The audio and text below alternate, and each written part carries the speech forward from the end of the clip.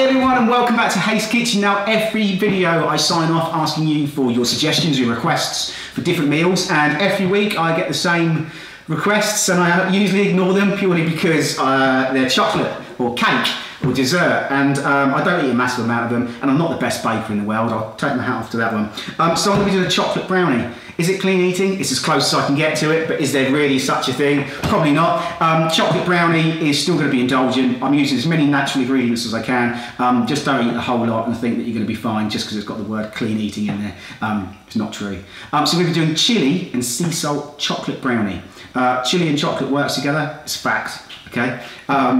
So I'm going to be putting a little bit of chili in there for a little bit of heat, a little bit of sea salt, which gives it a little bit of bitterness to go with the sweetness. I will top this with a little bit of ice cream if I was you. You can make your own protein ice cream, protein powder, almond milk, freeze it, use it within 2 hours, and it won't get too glassy and too crispy, and it'll have a little bit more cream in there. Put a little bit of yogurt in there as well. So let's get cooking. So what have we got ingredient-wise? We've got a little bowl of mixed nuts and raisins. You can smash them up if you like. I try and leave them whole because I like to bite into the brownie and get a little bit of hazelnut or raisin or whatever you've got going on. We've got some cranberries there. I've got a bowl of dried cranberries. Otherwise it'd be quite a bitter brownie, so that gives it a bit of sweetness. We've got some almonds. You can get almond flour if you want. If not, just buy a big bowl like this, whack it in your blender, blend it up, and it makes a powder, which is obviously then your flour. A couple of eggs, we'll just use the egg whites from them. We've got some almond milk, again. Try and get the unsweetened one if you can.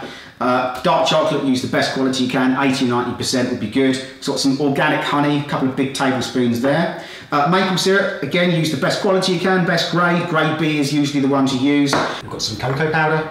We've got a little bit of baking powder, got a couple of pinches of sea salt, we've got some chili powder, and we've got some cashew butter. So you can get cashew butter, almond butter, peanut butter. Just try, there's a company out there called Meridian that does a great one. It's like 99.9% peanuts and then ground up with a pinch of salt. So that's an awesome one to use.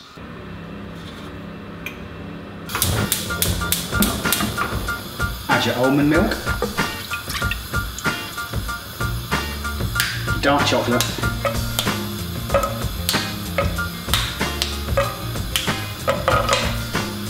add your peanut butter and your honey,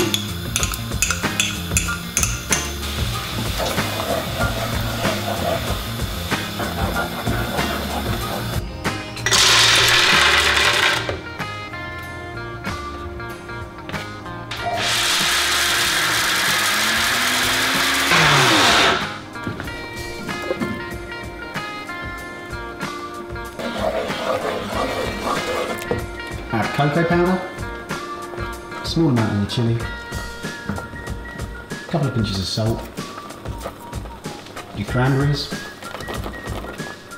your mixed nuts and raisins,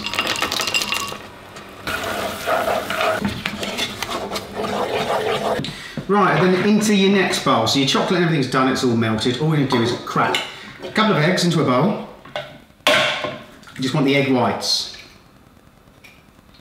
Just transfer the egg yolk backwards and forwards, let the egg white fall through into the bowl.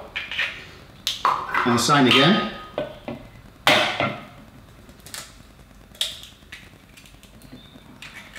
Right, then into there, this is where you'd usually, if you're going to do like a souffle or something like that, you'd add a load of sugar into here. All I'm going to do is add my maple syrup. So I'm going to add in there a good couple of tablespoons. And then you're going to grab yourself a whisk, a hand whisk, or what I've got here is a 1976 food blender. Don't mock me for this, okay? Sadly, my mum passed away when I was about 30, and she was an amazing, amazing chef. Well, a great cook, should I say, and her baking was just amazing. But one of the things I got left was this little thing, and I always remember her cooking with this as a kid, so I took it, and it's I'm never going to replace it until it breaks. It's even got a burnt bottom where she rested it on the oven one day. Bless her. So yeah, don't mock me for my really, really 1976 whisk. So whisk it up.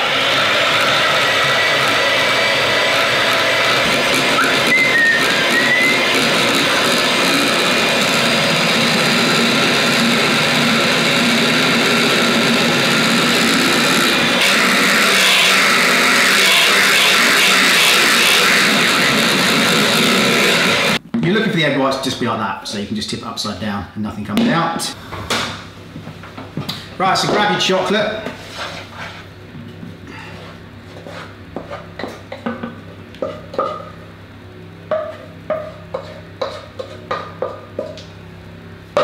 Just fold that through.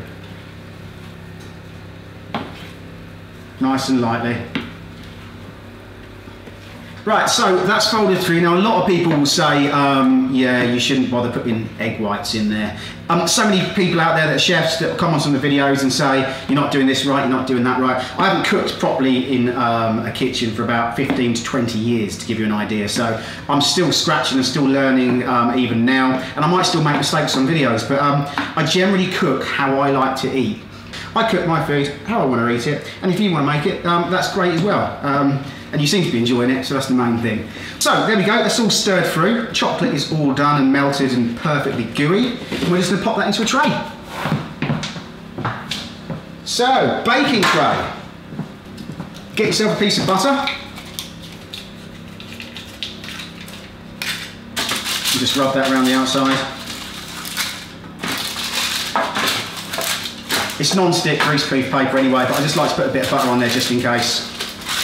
And all we're going to do is pour that chocolate straight in. There we have it, and that can go in the oven now for about 20 to 25 minutes.